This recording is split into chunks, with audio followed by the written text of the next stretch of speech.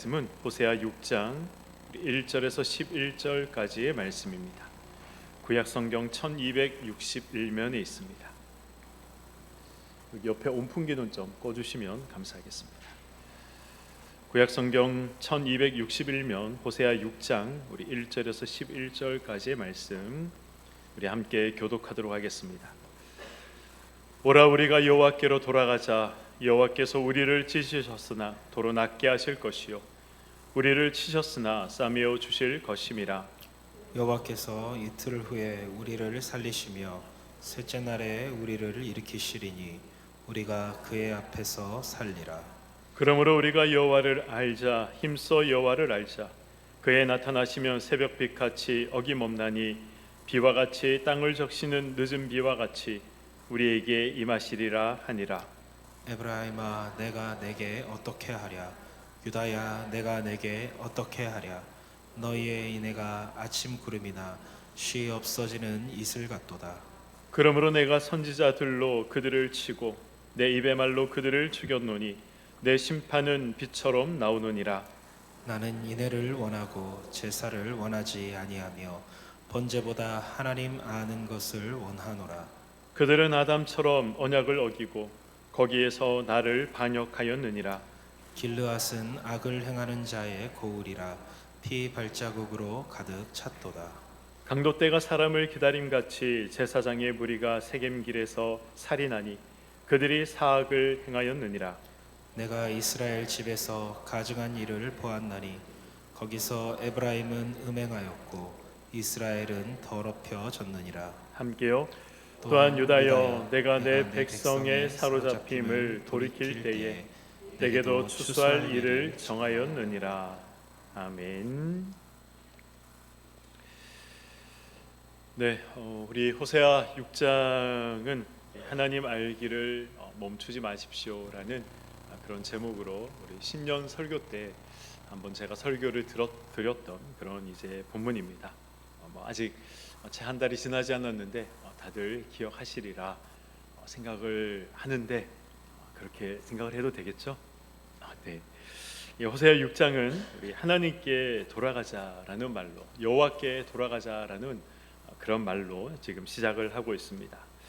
하나님께서 우리를 찢으셨지만 하나님께서 우리를 낫게 하실 것이고 또 하나님께서 치셨지만 하나님께서 우리를 싸매어 주실 것이다 라는 그러한 이제 약속의 말씀이 기록이 되어 있습니다. 다른 말로 하면 하나님께서 이스라엘 백성들을 회복시키실 것이다 라는 그런 약속의 메시지가 기록이 되어 있는 것이죠. 그러나 오늘 본문 이 7절에서 11절까지의 내용을 보시면 다시 이스라엘의 죄악들, 이스라엘의 잘못들을 고발하시고 그리고 또 심판의 말씀을 다시 한 번 더 하고 계십니다. 이 병 주고 약 주고가 아니라 먼저 약을 준 다음에 다시 병을 주는 것과 같은 그런 참 이상한 그런 모양새가 지금 호세아 6장에 나와 있는 것이죠. 이 7절에서 11절 말씀을 제가 다시 한 번 더 봉독하도록 하겠습니다. 그들은 아담처럼 언약을 어기고 거기에서 나를 반역하였느니라. 길라스 악을 행하는 자의 고울이라. 피 발자국으로 가득 찼도다. 강도떼가 사람을 기다림같이 제사장의 무리가 세겜길에서 살인하니 그들이 사악을 행하였느니라. 내가 이스라엘 집에서 가증한 일을 보았나니 거기서 에브라임은 음행하였고 이스라엘은 더럽혀졌느니라. 또한 유다여 내가 내 백성의 사로잡힘을 돌이킬 때에 내게도 추수할 일을 정하였느니라. 아멘. 이스라엘 백성들이 하나님과의 언약, 하나님과 했던 그러한 이 약속을 어겼다라고 말씀하고 있습니다. 그리고 또 하나님께 이 반역했다 그렇게 말씀하고 있습니다.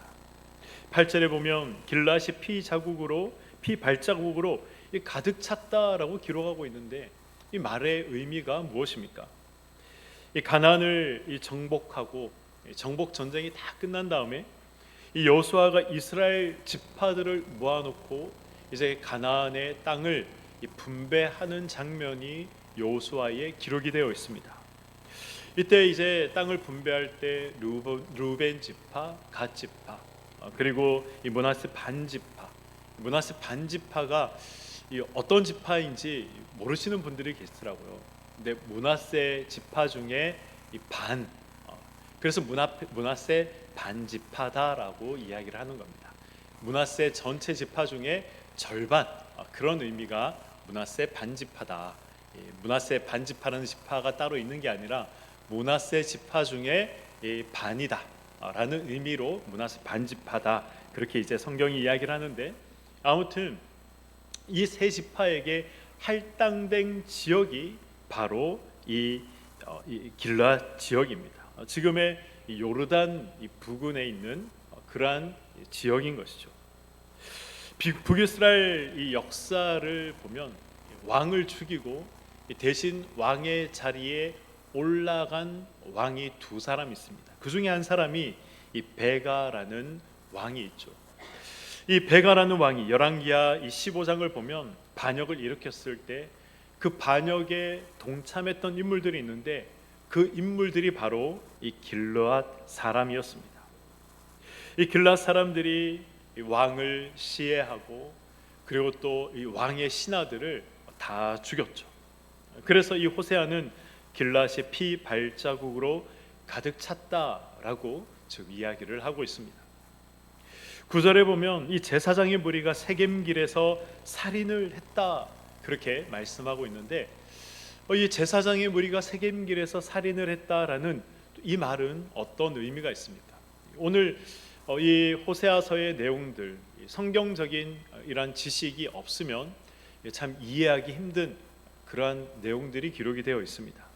세겜은 이스라엘 역사에 있어서 정치적으로 또 군사적으로 문화적으로 그들의 또 이 조상들에게 있어서 굉장히 중요한 장소가 바로 세겜입니다.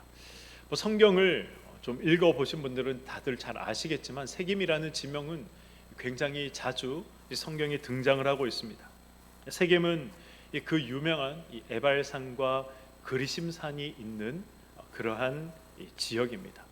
이 사진을 한번 보여주시죠.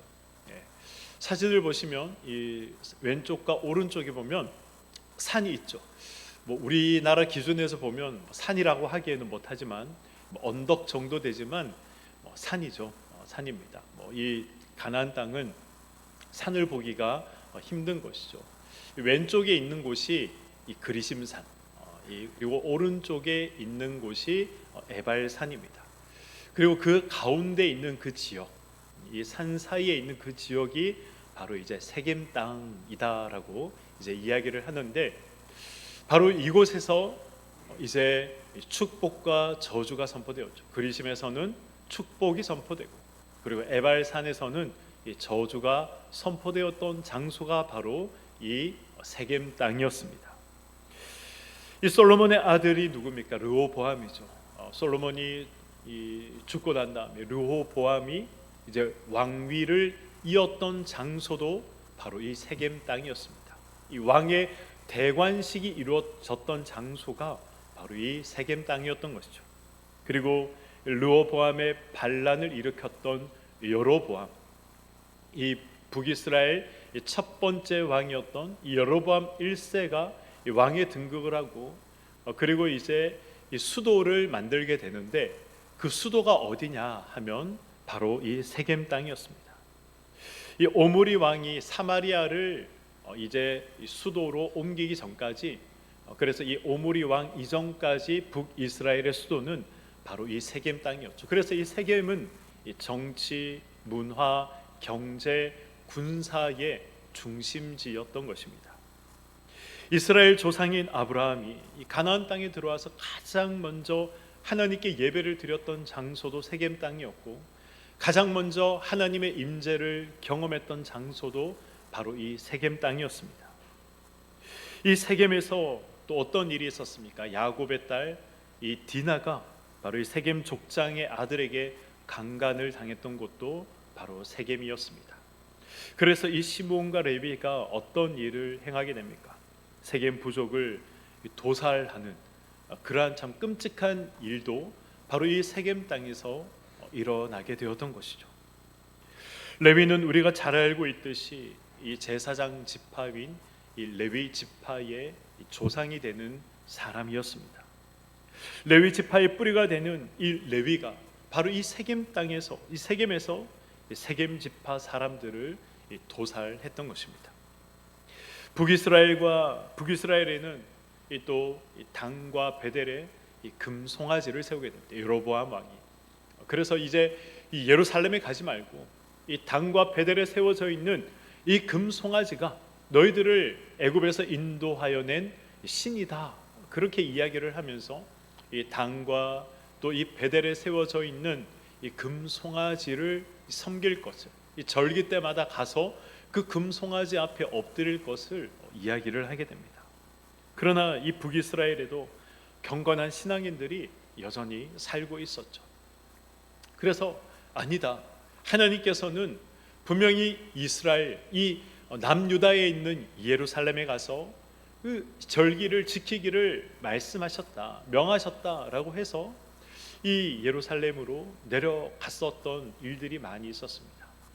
근데 이 예루살렘으로 내려가기 위해서는 어디를 통과해야 하느냐 하면 세겜 땅을 통과해야 했습니다. 그런데 이 예루살렘에 가기 위해서 이 세겜 땅에 통과하던 그 순례자들, 그들을 잡아 죽이고 또 재물을 약탈하는 그러한 일들이 빈번하게 있었습니다. 그래서 호세아는 이 세겜 땅에서 이 사악한 일들이 발생했다, 일어났다, 그렇게 말씀하고 있는 것입니다. 이 모든 것이 하나님이 보시기에는 가증한 일이죠. 그래서 10절에 보시면 여호와께서 이스라엘 집에서 가증한 일을 보셨다라고 말씀하고 있는 것입니다. 가증한 일이 무엇입니까? 하나님 보시기에 너무나도 추악하고 너무나도 더럽고 너무나도 하나님께서 인정할 수 없는 그러한 죄악들이 가증한 일인 것입니다. 이스라엘은 하나님께서 선택하신 하나님의 백성들이지만, 그러나 이 죄악의 종합 선물 세트와 같은 그러한 이 수많은 죄악들을 그들이 행하며 살아가고 있었습니다. 하나님께서 하지 말라 명령하신 그러한 일들을 행하며 살아갔던 것이 바로 이스라엘 백성들의 모습이었던 것이죠.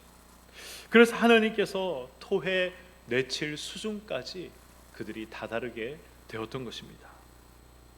북이스라엘의 죄악들을 열거하면서 이제 심판의 메시지가 등장합니다. 본문 11절 말씀입니다. 또한 유다여, 내가 내 백성의 사로잡힘을 돌이킬 때에 내게도 추수할 일을 정하였느니라. 아멘. 추수할 일을 정하였다라는 말씀, 이 말씀의 의미가 무엇입니까? 하나님께서 심판하실 것을 하나님께서 이미 정하셨다. 하나님께서 너희들을 심판하실 것을 이미 계획하고 계신다라는 것을 지금 말씀하고 있는 것입니다. 그런데 사랑하는 성도 여러분, 이상하지 않습니까? 지금 앞에서는 이 누구의 죄악들을 쭉 열거하고 있습니까? 북이스라엘 백성들의 죄악들을 쭉 열거하고 있었습니다. 그런데 지금 누구의 심판을 작정했다라고 말씀하고 있습니까? 유다의 심판을 작정했다라고 말씀하고 있죠. 이 북이스라엘은 이 에브라임이라는 지파로 이 이름되듯이, 대표되듯이 이 남유다는 이 유다라는 이름으로 대표됩니다. 유다는 남유다를 그래서 상징하는 말이 되는 것이죠. 북이스라엘의 심판을 하나님께서 직접 계획하고 계신다. 하나님께서 북이스라엘 지파의 이 심판을 하나님께서 작정하셨다. 지금 그렇게 말씀하셔야 너무나도 자연스러운 어떤 내용이 되는데, 지금 그렇게 말씀하시지 않고 북이스라엘 백성들의 죄악을 쭉 열거하시면서 지금 11절에서는 그래서 내가 남유다의 심판을 작정하고 있다, 그렇게 지금 말씀하고 계신 것입니다. 이 철수가 죄를 지었기 때문에 이 철수는 벌을 받아야 한다, 이렇게 말씀해야, 이렇게 이야기해야 너무나도 자연스러운 내용이 되는데, 철수가 죄를 지었기 때문에 이 영철이가 벌을 받아야 한다, 이렇게 말씀하고 있는 것과 지금 똑같은 내용이 되는 것입니다. 굉장히 황당한 표현이 아닙니까? 저는 사실 이 부분이 설교를 준비하면서 이해가 되지 않았습니다. 아니, 왜 북이스라엘 백성들의 죄악들을 쭉 열거하시면서 북이스라엘 백성들을 그래서 심판하셔야 하실 것이다 라고 이야기하시는 것이 너무나도 자연스러운 내용이 되는데 왜 남유다를 심판하시겠다라고 말씀하시는가? 본문의 내용은 하나같이 북이스라엘 백성들의 죄악들로 지금 가득 차 있습니다. 이러한 죄에 대한 고발과 지적으로 그래서 이 북이스라엘 백성들이 파멸당하는 것, 그들이 하나님의 심판을 받는 것은 너무나도 당연한 결과가 되는 것이죠. 남유다는 이러한 북이스라엘이 하나님의 심판을 받아 멸망당하는 것을 지켜봤던 사람들이었습니다. 북이스라엘의 멸망을 목격했다면 이 남유다 백성들은 어떻게 해야 됩니까? 자신들을 돌아봐야 하는 것이 너무나도 자연스럽고 당연한 일이 되어야 되는 것입니다. 나는 이 하나님 앞에 바로 서 있는가? 하나님의 언약을 나는 어긴 것은 없는가? 하나님께 반역하고 또 패역을 저지른 것이 나는 없는가? 그렇게 생각하며 이 북이스라엘의 심판과 멸망을 바라보면서 그들 자신의 모습을 돌아봐야 했던 것이죠. 그리고 하나님 앞에 회개해야 했던 것입니다. 하나님은 이 북이스라엘의 멸망 사건을 통해서 지금 남유다 백성들에게 다시 한번 기회를 주고 있었던 것이죠. 그들이 스스로를 돌아볼 기회. 그래서 하나님 앞에 회개하고 하나님 앞에 나올 수 있는 그러한 기회를 하나님께 허락을 해 주셨던 것입니다. 그런데 그들이 깨닫지 못했습니다. 자신들도 회개하고 하나님 앞에 엎드려야 하는 그러한 존재들이라는 사실을 깨닫지 못했던 것입니다. 그래서 북이스라엘이 멸망하고 정확하게 136년 후에 이 남유다도 동일하게 바벨론의 침공을 받아서 나라가 사라지게 되는 그러한 이 파멸을 맞이하게 되었던 것입니다. 우리가 일본에 지진이 나거나 일본에 어떤 큰 일이 있으면 인과응보다 고소한 일이다 그렇게 이야기하는 사람들이 있습니다. 그래서 그런 기사들의 댓글들을 보면 자업자득이다 그렇게 이야기하는 사람들이 있습니다. 우리는 그러한 일들을 보면 우리는 우리의 모습을 돌아봐야 합니다. 우리가 신앙을 가진 사람이 아닙니까? 우리는 하나님 앞에 회개해야 할 일이 없는가? 하나님 앞에 엎드려야 할 일이 없는가? 돌아봐야 하는 것이죠. 그리고 또 그들을 보면서 고소하다, 잘됐다, 우리를 그렇게 괴롭히더니 회개하지 않더니 그런 일을 당했다 그렇게 생각하는 것이 아니라 안타깝게 생각하는 마음이 우리에게 있어야 하는 것입니다. 그것이 예수를 믿는 자들이 가져야 할 합당한 마음인 것이죠. 성경은 성도들에게 하나님의 책망을 말씀하시고 죄를 멀리하고 또 바른 길로 돌아서서 의로운 일을 행할 것을 우리에게 말씀하고 있습니다. 이 만일 성경의 권면과 또 성경의 이러한 경고들을 우리가 귀담아 듣지 않는다면, 또 우리가 깨닫지 않는다면 남유다가 북이스라엘의 이 멸망을 보고서도 그들이 깨닫지 못하고 하나님 앞에 회개하지 못해서 바벨론에 의해 파괴당하고 멸망당한 것처럼 우리에게도 비참한 결과가 있다는 사실을 우리는 기억해야 하는 것입니다. 사랑하는 성도 여러분, 남유다도 이 멸망당했습니다. 왜 멸망당해야 했습니까? 결국 몰라서 멸망당한 것입니다. 그들은 하나님을 몰랐습니다. 남유다 백성들도 하나님을 아는 지식이 그들에게 없었습니다.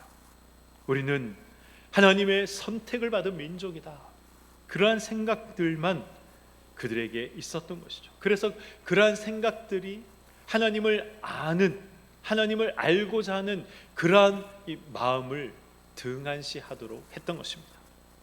오늘 우리에게 적용하면 나는 구원받은 백성이다, 이 생각이 하나님 아는 것을 등한시하도록 하는 것입니다. 구원받고 천국만 가면 그만이다, 그렇게 생각하도록 하는 것이죠. 이렇게 생각하면 하나님 알기에 힘쓰지 않게 된다는 것입니다. 그렇게 되면 어떻게 된다는 것입니까? 신실하신 하나님을 신뢰하지 못해서, 하나님의 속성을 알지 못해서 하나님을 원망하다가 결국 가나안을 구경조차 하지 못하고 출애굽해서 이 광야에서 고생만 하다가 다 죽음을 맞이해야 했던 이 출애굽 1세대 같이 되고 마는 것입니다.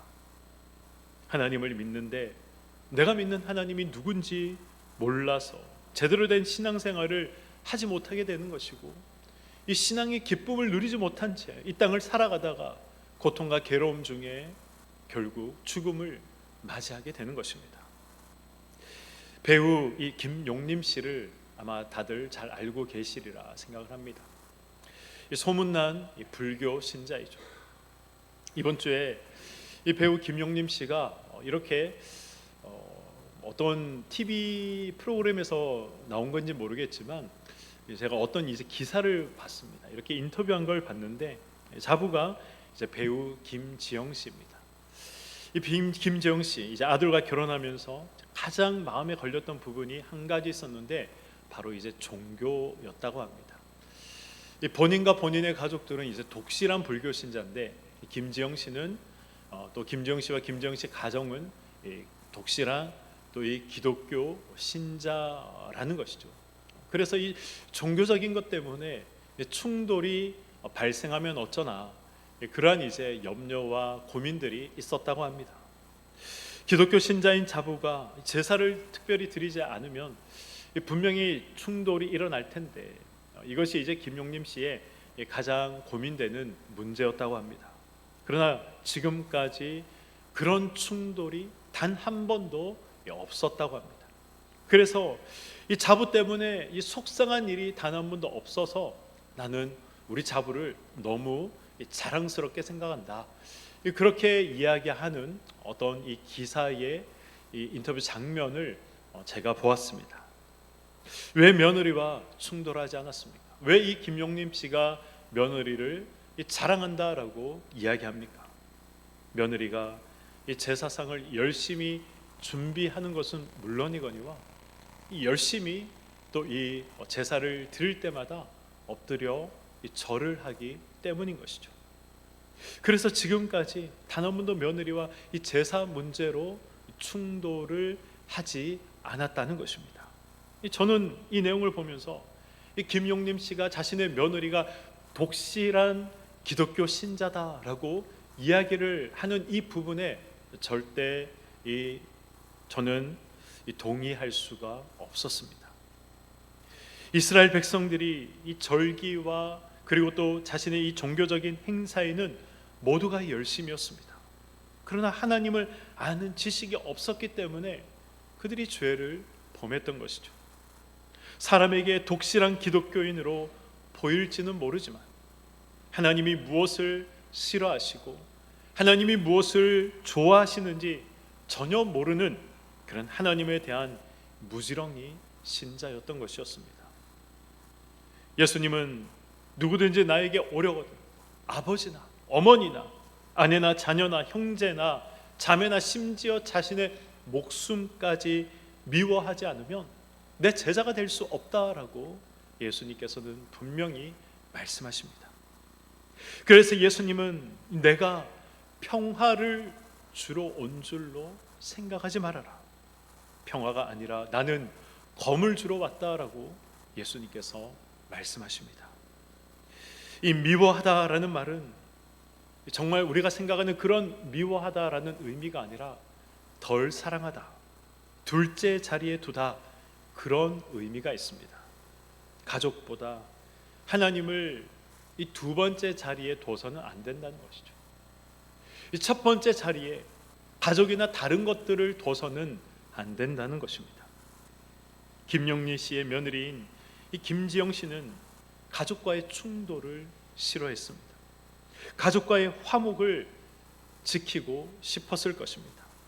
그러나 하나님보다 가족을 우선시해서는 안 된다는 예수님의 이 말씀을 그는 알지 못했습니다.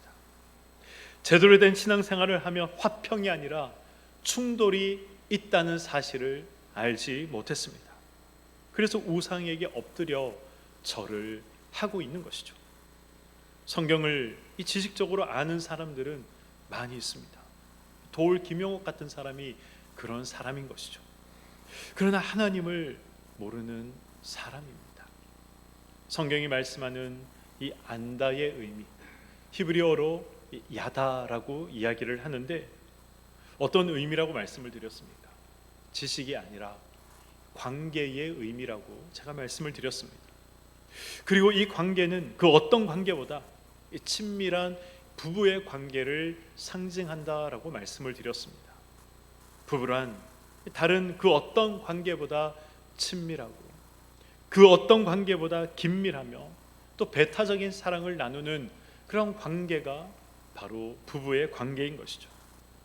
부부 사이의 이 최종 그 어떤 판단과 결정의 기준이 무엇입니까? 옳고 그름이 아니죠. 부부 사이의 최종 기준은 나 그거 좋아, 나 그거 싫어. 이것이 바로 부부 사이의 최종 판단의 기준이 되는 것입니다. 남편이 싫어하고 아내가 싫어하면 할 수 없는 것이죠. 하면 안 되는 것입니다.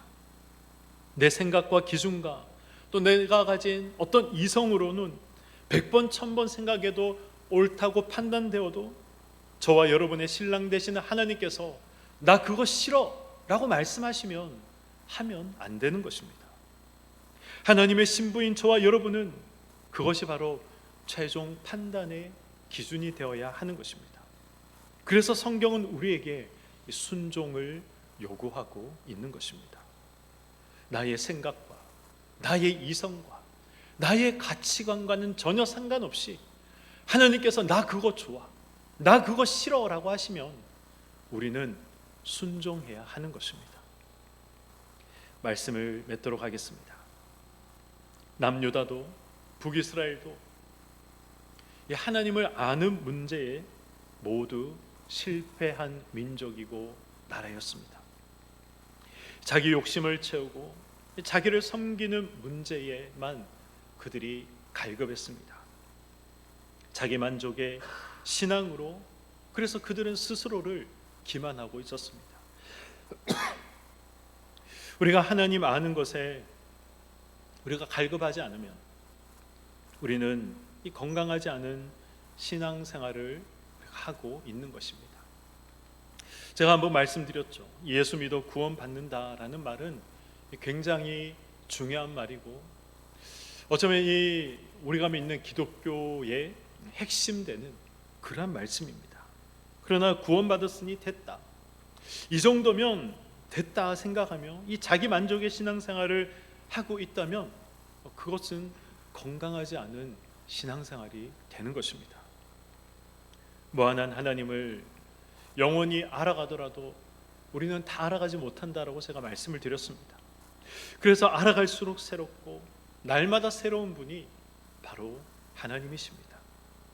이 사실을 모르고 신앙생활을 한다면 우리는 지금 안타까운 신앙생활을 하고 있는 것입니다. 그저 구원받은 것에 만족하고 있다면, 그저 천국 가는 것에 만족하고 있다면 우리는 안타까운 신앙생활을 하고 있는 것입니다. 호세아는 우리에게 여호와께 돌아가자라는 말로 호소하고 있습니다. 여호와께 돌아가기를 원합니다. 하나님을 알고 하나님을 아는 자리에 우리가 나아가며 그 자리를 사모하기를 소망합니다. 그것이 내가 살고 내 자녀들이 살고 우리 가정이 살고 교회가 살고 나라와 민족이 살 수 있는 유일한 길인 것을 기억하시고 힘써 하나님을 알아가는 저와 여러분의 삶이 되시기를 주님의 이름으로 간절히 축원드립니다. 아멘. 기도하겠습니다.